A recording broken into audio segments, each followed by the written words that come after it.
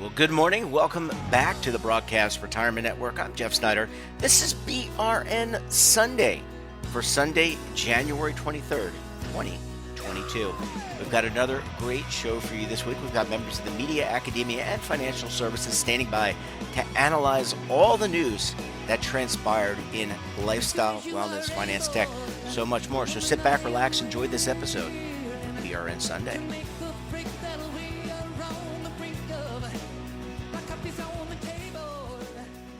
Let's kick things off and look at what's going on Capitol Hill. And there's a lot these days. Joining us on the line, they're known as the Legal Eagles or Legal Eagles if you're from Philadelphia. David Levine, Kevin Walsh, both are principals with Groom Law Group, an employee benefits law firm based in good old Washington, D.C. Gentlemen, great to see you, or great to hear you at least. Thanks for joining us on the program this morning. Jeff, thanks for having us, and I hope all y'all doing well this morning. We are doing well, and I know we're short on time because you gentlemen are so busy. Kevin, I want to come to you because OMB, the Office of Management Budget, just completed a review of possible agency actions around climate change and climate-related risks. What do you know about this? They did, and I think this is one of the things that we like to focus on, although this segment's a bit of a deja vu all over again. It is. It feels like it, doesn't David it? said, I feel like David's made some of these jokes recently. But I think the key here is that, we've talked about this before, that when an agency does rulemaking, it needs to go to the White House for sign-off. And what we have now is there's a pre-rule action that the White House just signed off on, which is titled Possible Agency Actions to Protect Life Savings and Pensions from Threats of Climate-Related Financial Risk. And I think there's really three things that we can... Hey, Kevin, that's a really, really long thing. And, why is it so long? And what does it mean the White House signed off? Does that mean, like, Joe Biden or President Biden or Vice President Harris actually looked at this? So if the president or vice president want to read the rules that come through, they can, I think. But, at bottom, within the Executive Office of the President, you've got the Office of Management and Budget. And within the Office of Management and Budget, you've got the Office of Information and Regulatory Affairs. And the point of this office essentially is to take rules that agencies submit, to take proposed rules that agencies submit, and to see if they're consistent with a couple things. One is, are they consistent with the administration's agenda? If they're not, they make changes to it, they send it back, they mark it up and send it back. The other thing they do is they circulate the rules among agencies where, a rule could have an impact not just on labor, but it could also have an impact at the Securities Exchange Commission. It could also have an impact at Treasury. And so they serve essentially as, the stoplight that coordinates between the different agencies to make sure that before a rule is published, proposed, or finalized, that all of the, federal government stakeholders have been consulted that need to be consulted. But David, that's an excellent question, and I'm so glad you asked it today. So I think there's really two other things that we can take away from this rule. One, it focuses on threats to savings and pensions from climate-related financial risk. Right now, the Department of Labor is also doing rulemaking on ESG, more broadly, environmental social governance investing. And here, it seems as though the Department of Labor is really calling out the idea of climate-related financial risks as being financial risks. So this is consistent with what we've seen from the administration in other areas. We look at Build Back Better last fall, which did not pass, but that had a substantial portion of the spending was devoted to environmental concerns. We look at rulemaking done by the DOL in the past 18 months. We look at what the SEC is working on, and we can see an environmental related focus from the Biden administration in its regulation of the financial sector. So I think that's something to watch for as this proposal moves forward and as other proposals move forward. The last thing that I really want to hit on this week is, how long it takes for the White House to sign off on rulemaking. Now, I think some folks think that rulemaking can be done, lickety split, that, an agency can whip together a proposal, get some comments in, and then finalize it in a hurry. And we have seen rulemaking recently related to COVID, emergency rulemaking that's been done fairly quickly. But this review is kind of a signal, again, a reminder of what reviews typically like. And typically we see review take, a month or two. at the White House to really work through kind of the different agency stakeholders to make sure it's consistent with the agenda, to send it back to the agency to tweak. And here, the rule was submitted to the White House on November 10th, and it completed its review. The White House signed off on it in mid-January. And then kind of the comment here is that, the White House completed its review, and they signed off on it consistent with change. So it shows that there's a back and forth between the agency, between the Department of Labor and the Office of Management and Budget before these things come out and before they're published. Now, we think this rule is probably going to focus more on governmental plans, kind of the federal government's plan themselves, but it's going to be interesting to look at this proposal when it comes out because it could help shape the views of stakeholders and plan fiduciaries on, when climate change factors are environmental factors or climate change factors are financial factors. David, do you have anything you want to add on this one? No, I admit, Kevin, I think you hit it really, really well. And I think one thing I would sort of close out on is, given all the timing stuff you were just talking about, I think it highlights why, I know it'll sound weird, but we start talking about how long an administration has to make rules. Because if you propose, it has to be evaluated, comments and everything. Something proposed at the end of year 2 or year 3, there's a long runway of an administration to get things done. So the clock has not started ticking that hard yet, but before you know it, the Biden administration, of course, with people and re-election is a possibility, neither guaranteed or not, or yes, it'll be interesting to see where we go because the Biden administration is pushing hard to move things along. Yeah, well, we can certainly see that. Gentlemen, I want to thank you so much, and you're right, it feels like deja vu talking about all these items. Enjoy the rest of your weekend. Have a great week next week, and we'll catch up with you again to break down the latest news from Capitol Hill. Take care, gents. Thank you so much, Jeff. Thanks, Jeff. Thanks, listeners. Bye, guys. The Motley Fool helps its members invest and save with expert stock picks aimed at multiplying their net worth over time. As a member, you'll get 2 monthly stock recommendations, access to their best current and historical stocks, tracking of your favorite stocks, articles, reports, and all the expert insights you could ever ask for. The Motley Fool takes the guesswork out of investing, so you can focus on the important things in life. Join now for less than $2 a week.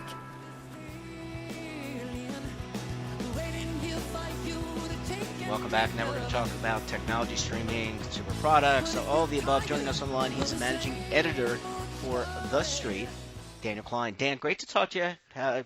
It's been a week or so since we last chatted. Great to have you back. Hope you're safe getting back from Vegas. I am safe, happy, and excited, raring to go, Jeff.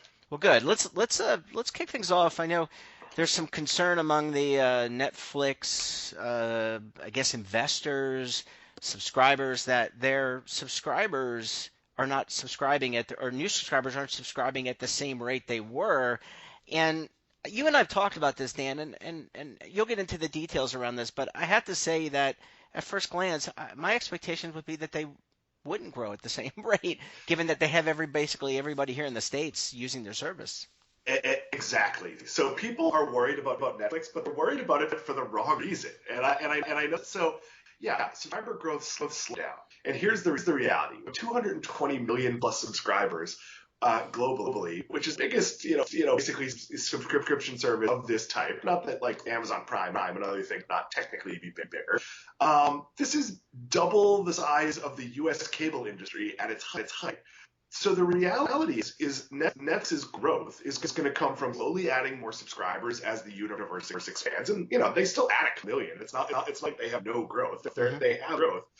But what people aren't talking about is Netflix is raising prices in the U.S. Between $1 and $2, depending on your subscription. And I think the rough math, but it's somewhere between like $800 million and $2 billion just from doing that. So if you look at Netflix, their ability to raise these prices across the world slowly is really, really high. But where should you be worried about Netflix? They spend way too much on content. Mm-hmm. So you and I are both Disney fans. I know I'm watching Book of Boba Fett. I won't spoil it for you, but I watched episode 4 last night, and it was absolutely fabulous. It's maybe more of a Star Wars insider show than Mandalorian is, but everything Disney does is a measured shot. I talk a lot about with my team with writing articles. Like, know who your audience is, know how much of your effort you're putting into it, and are you going to get the return?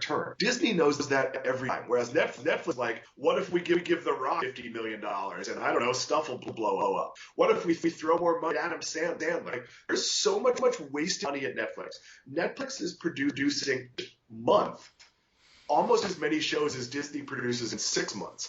And Disney also has the benefit of all the new content from theatrical releases and other Disney-owned sources. So sure, you might have a like Black Widow, which is extra fee on Disney Plus what comes out, but wait 3 months and it's free. Netflix doesn't have, and when Netflix gives all these metrics about watching what, they're not telling you that they might only be watching a part of it. And the reality is, when you're Netflix and you own absolutely nothing, you have no choice but make self-indulgent movies from or television shows from creators who need to be reined in, or to basically throw a bunch of stars together. And I'm sorry, like, The Rock made a movie and Ryan made a movie for Netflix. Did you watch it and watch it? Do you know anyone who watched it? Will Smith made a movie for Netflix. Right. It's a monstrosity.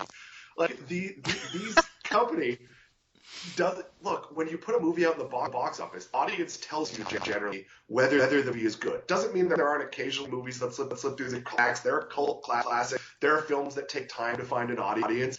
But if you're Netflix, they're just like, oh, hey, here's 10 famous people, and Sandra can't open her eyes, and whatever it is. And I'm being silly because the Sandra one was actually popular. But most of these movies are utterly forgettable, and even if you're watching them way like when you're flipping around. If there's like some ridiculous like Godzilla movie from 1985, you might not turn away. Or the way like, I don't know, if Shawshank Redemption on TNT, you just watch it even though you've seen 500 times. It's like background noise. You're not paying that much attention to it. Like, Netflix doesn't have an Ant-Man, let alone Avengers.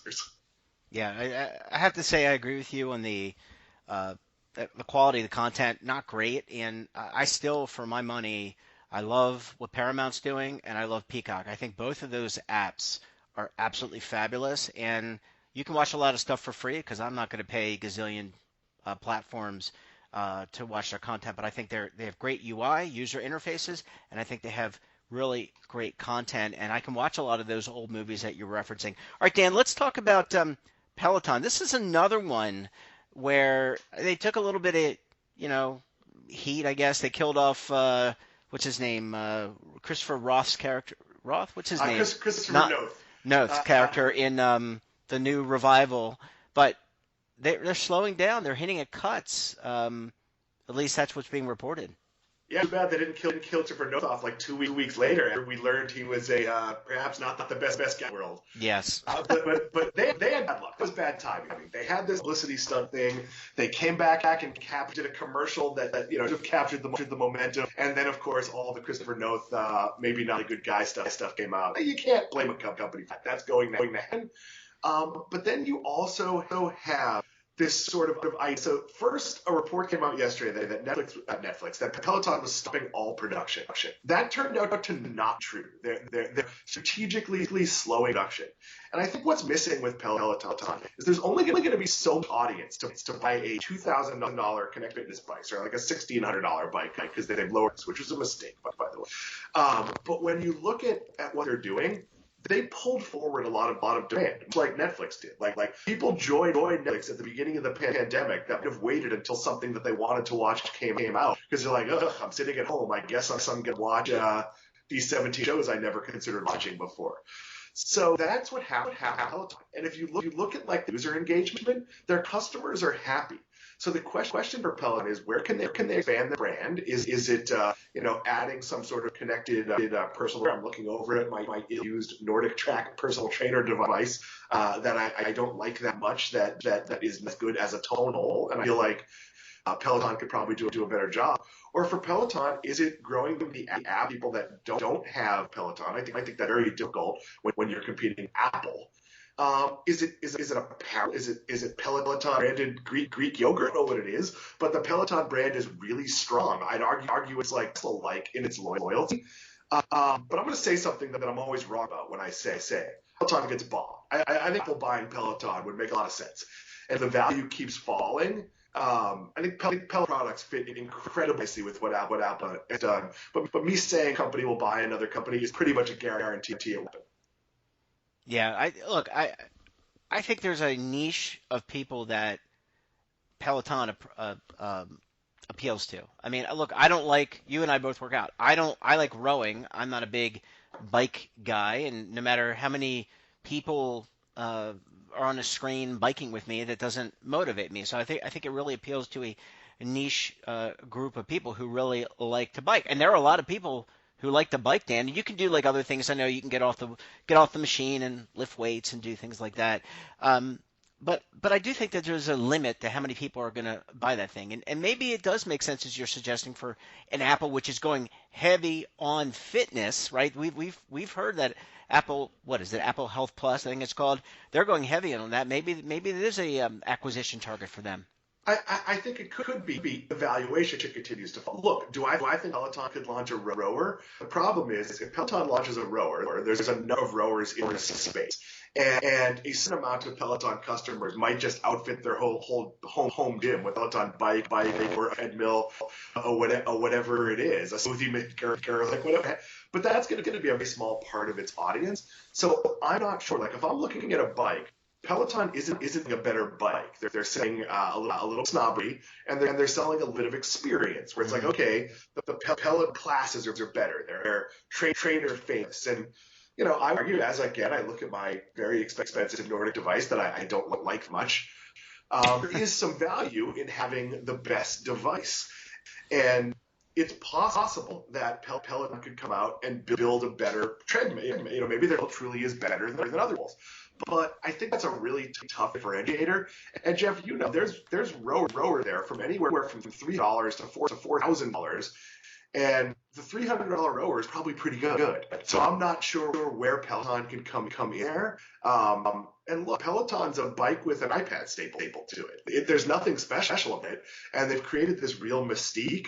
I'm not sure that's sustainable, but I also don't think that their problem is that in the short term, sales have slowed down because a lot of people that would have to buy a Peloton bought it. I also don't think that because gyms are reopening, that the niche, the small amount of people who are well enough to buy a Peloton, I think they're going to join a gym and buy a Peloton. It's growth of Peloton, but it's just not at the pace it was during the pandemic for the obvious reasons. Like, you know what else isn't going to grow as much? Delivery pizza, because we can go out now.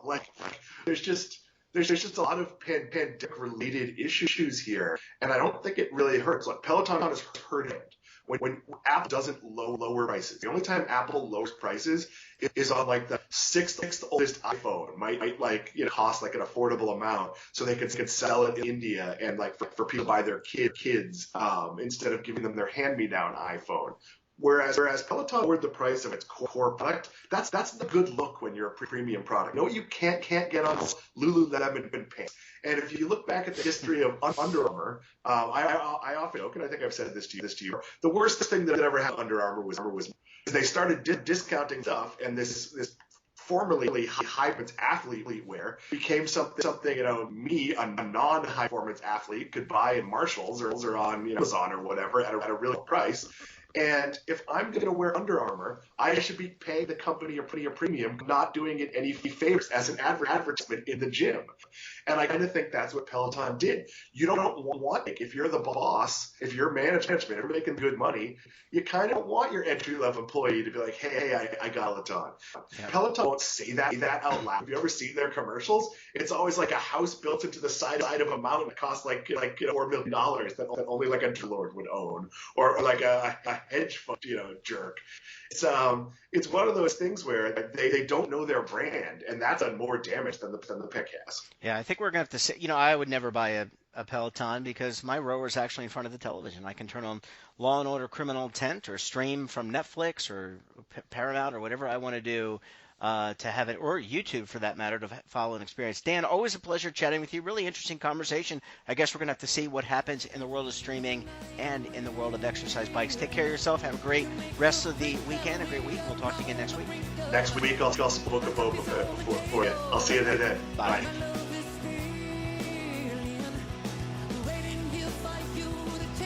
That wraps up this episode of BRN Sunday. Have a topic of interest, someone you think we should talk to, then drop us a line. And don't forget, for all the information in lifestyle, wellness, tech, finance, so much more, and all in one place, check out today's edition of our daily newsletter, The Morning Pulse. Want to see our latest content or search our archives? Then check out our streaming partners, Roku, Amazon, Samsung, and over 100 more. If they're on your smart TV, you can find them there as well. We're back again tomorrow, this time for BRN AM. Until then, I'm Jeff Snyder. Stay safe, keep on saving, and don't forget, roll with those changes.